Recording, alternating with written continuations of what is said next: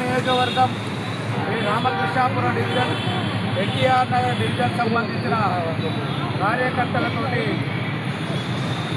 2014లో వచ్చిన బీజేపీ ప్రభుత్వం, మోడీ ప్రభుత్వం 152 12 సంవత్సరాలలో 152 ప్రశ్నాపత్రాలు లీక్ అయిన సందర్భంగా మరి యువత దేశంలో ఉన్న యువత అంతా ఉద్యోగాలు లేక ప్రభుత్వం కానీ వచ్చే ముందు ప్రచారంలో హామీ ఇచ్చిన బీజేపీ ప్రభుత్వం సంవత్సరానికి 2 కోట్ల ఉద్యోగాలు ఇస్తా అని చెప్పి మాట తప్పి ఈరోజు ఎవరైతే ప్రశ్నాపత్రాలు లీక్ అయి నిరుద్యోగుల భవిష్యత్తు రోడ్డు మీద పడేసిన మోడీ గారిని ప్రభుత్వంలో ఉన్న ధర్మేంద్ర ప్రధాన మంత్రిని కూడా భద్రం చేయాలని చెప్పి నిరసన కార్యక్రమము రాహుల్ గాంధీకి సంఘీభావంగా నిరసన కార్యక్రమం శాంతియుతంగా మరి కాంగ్రెస్ పార్టీ కార్యకర్తలందరం కలిసి చేయడం జరిగింది.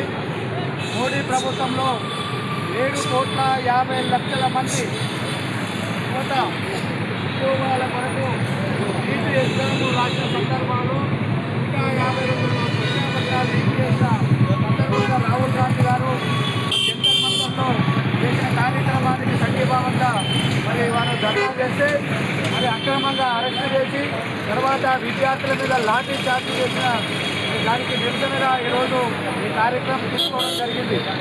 మరి దేశంలో బీజేపీ ప్రభుత్వం వచ్చినాక ఎన్నో అరాచకాలు ఇవాళ ధర్మేంద్ర ప్రధాన్ని కాపాడుతున్నాడు. మరి దేశంలో అన్ని ప్రభుత్వ సెక్టార్లన్నీ ఆదానికి అంబానికి కట్టబెడుతున్నారు తప్ప ప్రజలకు ఆయన చేసింది ఏం లేదని సందర్భంగా తెలియజేస్తున్నాను.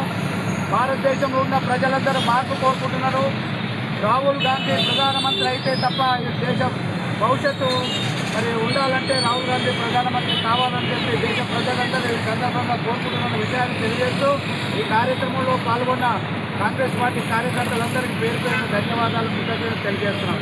జై కాంగ్రెస్, జై కాంగ్రెస్, జై కాంగ్రెస్, జై కాంగ్రెస్, జై కాంగ్రెస్, జై కాంగ్రెస్. ఈరోజు